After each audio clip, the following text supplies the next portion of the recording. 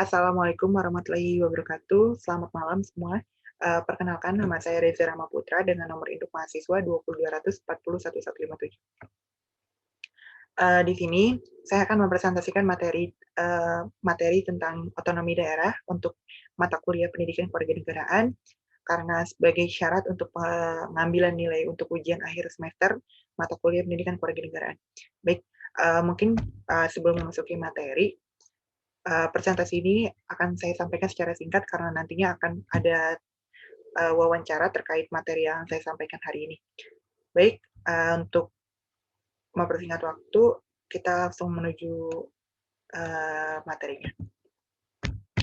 Nah, bisa dilihat di sini ada definisi otonomi daerah. Nah, definisi otonomi daerah ini mungkin sudah banyak yang mendefinisikan baik itu secara pakar, secara sederhananya, tetapi di sini pengertian atau definisi dari otonomi daerah ini saya ambil dari undang-undang karena ini mengacu pada perkuliahan. Oke, baik, di sini ada definisi otonomi daerah, yaitu menurut Undang-Undang Nomor 23 di tahun 2004, ia mendefinisikan bahwa otonomi daerah adalah hak, wewenang, serta kewajiban daerah otonom untuk mengatur dan mengurus sendiri urusan pemerintahan dan kepentingan masyarakat setempat dalam sistem negara kesatuan Republik Indonesia. Gitu. Adapun pengertian daerah otonom, nah daerah otonom ini adalah kesatuan masyarakat hukum yang mempunyai batas-batas wilayah yang berwenang untuk mengatur dan mengurus urusan pemerintahan dan kepentingan masyarakat setempat. Gitu. Menurut Prakarsa sendiri berdasarkan aspirasi masyarakat dalam sistem negara kesatuan Republik Indonesia. Nah, mengapa ada otonomi daerah? Karena sebagai wujud adanya perubahan paradigma dalam pelaksanaan pemerintahan di Indonesia yang selama ini atau mungkin dalam era reformasi masih bersifat sentralistik gitu dan telah tidak sesuai lagi dengan tuntutan kehidupan masyarakat Indonesia saat ini yang mungkin saat ini sudah berkembang lebih pesat begitu. Nah, bagaimana otonomi daerah yang terjadi atau dilaksanakan, yaitu dalam dasar-dasar hukum, yaitu menurut pasal 18 Undang-Undang 1945, terus Undang-Undang Nomor 32 tahun 2004 tentang pemerintahan daerah, serta Undang-Undang Nomor 33 di tahun 2014 tentang perimbangan keuangan antara pemerintah pusat dan pemerintah daerah. Gitu. Nah, negara kesatuan Republik Indonesia ini terbagi atas daerah-daerah provinsi dan kota gitu. Nah, daerah provinsi ini dibagi atas kabupaten dan kota yang tiap-tiap provinsi, kabupaten dan kota itu mempunyai pemerintahan pemerintah daerah yang diatur dalam undang-undang gitu. Adapun pemerintah daerah provinsi, di kabupaten dan kota ini mengatur sendiri urusan pemerintahannya menurut asas otonomi serta tugas pembantuan gitu. Nah, gimana sih relasi pusat dan daerah dalam otonomi daerah ini, hubungan antara pusat dan daerah dalam otonomi daerah ini seperti apa gitu. Yang pertama, tidak hierarkis atau dominatif, yang artinya tidak melihat bahwa daerah itu sebagai subordinat dari pemerintah pusat. Yang kedua, relasi yang masih bersifat partnership dan interdependensi gitu. Selanjutnya, bagaimana peran masyarakat yang dapat menjadi subjek otonomi daerah. Nah, peran masyarakat di sini yang akan menjadi subjek dalam otonomi daerah, yang pertama, posisi masyarakat tidak boleh marginal, yang artinya harus terlibat dalam proses politik baik itu secara aktif maupun non aktif gitu atau pasif. Nah, yang kedua, terlibat dalam proses pengambilan kebijakan, serta yang terakhir terlibat dalam proses implementasi kebijakan.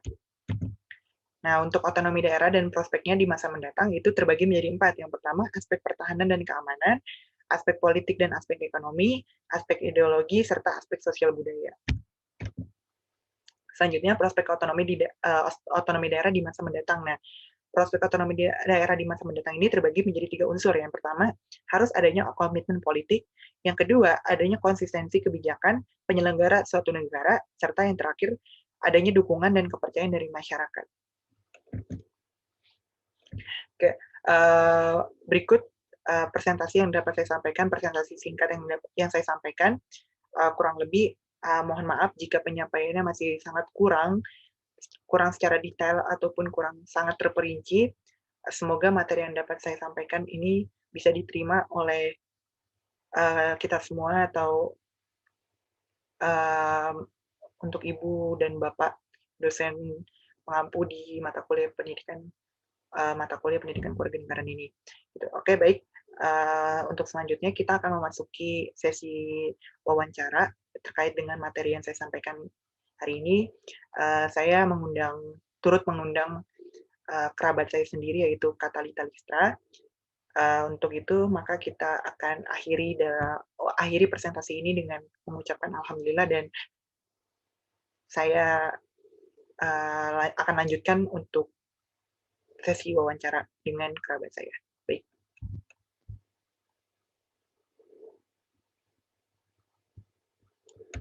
Oke, sebentar. Baik, kita sudah terhubung dengan Katalita mungkin. Halo. Halo, Kak.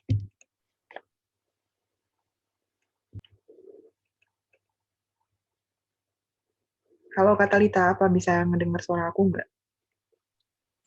Bisa. Oke. Oke. Halo, Kak. Maaf nih, ngeganggu waktunya ngeganggu waktu istirahat Kakak mungkin ya. Suara aku kedengar jelas nggak, Kak? Jelas. Oke, baik. Mungkin Kak Talita bisa perkenalkan diri dulu mungkin, waktu dan tempat saya persilakan. Oke, Assalamualaikum warahmatullahi wabarakatuh. Nama saya Talita, saya dari Universitas Bina Sarana Informatika, Baik.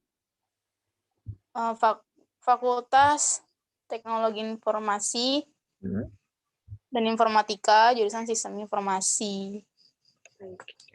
Oke, Kak Talita, sudah saya jelaskan ya sebelumnya ya, kalau misalkan saya mengundang Kakak dalam wawancara ini karena sebagai pengambilan nilai untuk ujian akhir semester mata kuliah pendidikan kewarganegaraan saya gitu kan ya.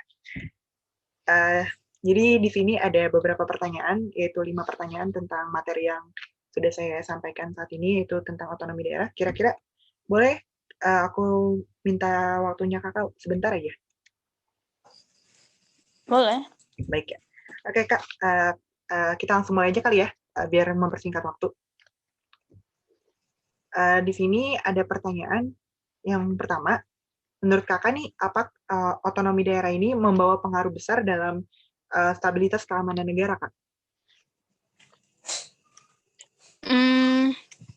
Menurutku berpengaruh, cuman tidak terlalu berpengaruh besar karena kan keamanan sudah ada yang mengatur, adanya di pusat.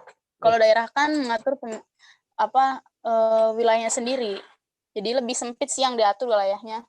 Kalau keamanan kan suatu negara itu. Baik.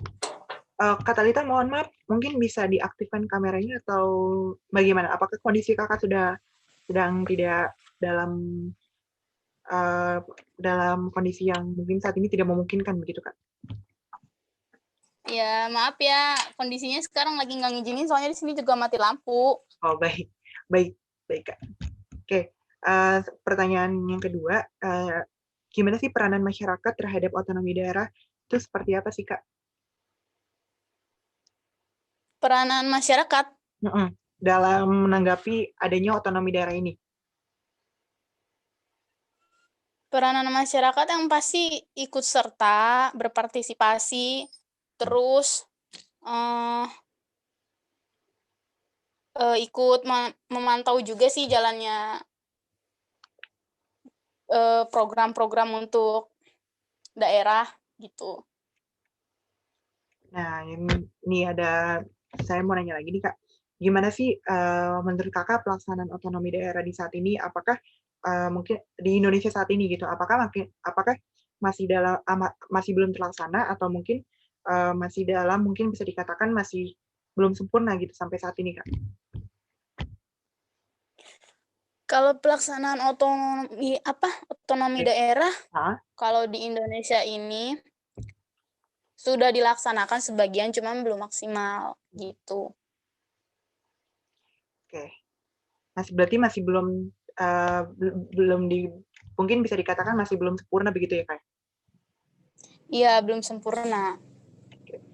Nah, selanjutnya apa yang akan terjadi apa yang akan terjadi jika masyarakat tidak ikut serta dalam pelaksanaan otonomi daerah ini, Kak? Yang pasti suatu daerah itu nggak akan bisa berkembang kalau partisipasinya aja nggak ada dari masyarakat setempat atau daerah itu. Baik. Pasti nggak bisa maju. Oh, jadi tanpa adanya ikut serta dalam masyarakat ini tidak memungkinkan bahwa otonomi daerah ini tidak bisa berjalan dengan lancar begitu atau tersendat begitu. Iya, karena kan untuk berjalannya suatu program-program kerja dari otonomi daerah itu kan memerlukan SDM.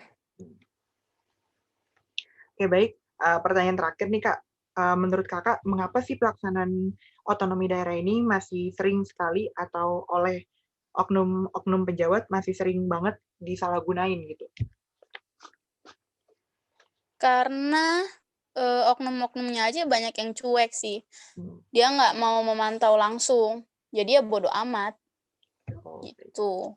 apakah Nggak itu mau tahu lah. menjadi dampak negatif gitu Kak bagi pelaksanaan otonomi daerah ini atau menjadi pengaruh besar begitu? Ya pengaruh besar kalau misalkan kita nggak ikut serta juga memantau di dalamnya, ya pasti banyak korupsi atau tidak berjalan lancar gitu. Oke, baik. Baik, sudah cukup pertanyaannya Kak ya. Terima kasih untuk wawancaranya. Mungkin semoga materi yang saya sampaikan ini bisa berjalan bisa dimengerti oleh Ibu atau Bapak dari dosen pengampu materi pendidikan kewarganegaraan ini. Mungkin ada yang bisa disampaikan Kak tentang materi ini mungkin? Yang penting sih bagi siapapun yang mendengar wawancara ini, semoga dia lebih paham lagi kalau kita ini penting dalam pembangunan suatu daerah. Baik. Jadi kita jangan cuek sih gitu. Oke, baik Kak. Terima kasih atas waktunya ya Kak ya. Mohon maaf jika ngeganggu waktu istirahat Kakak. Jadi sebentar ya, saya nutupan dulu. Sebentar. Baik, sekian presentasi yang dapat saya sampaikan dan sudah terjawab juga pertanyaan terkait materi yang saya sampaikan dengan narasumber saya yaitu Katalita Listra. Kurang lebihnya dalam penyampaian materi ini saya mohon maaf sebesar-besarnya jika penyampaian ini masih sangat kurang dan masih sangat kurang detail atau terperinci gitu. Oke. Untuk kurang lebihnya saya ucapkan terima kasih. Wabillahi taufiq wal hidayah. Wassalamualaikum warahmatullahi wabarakatuh.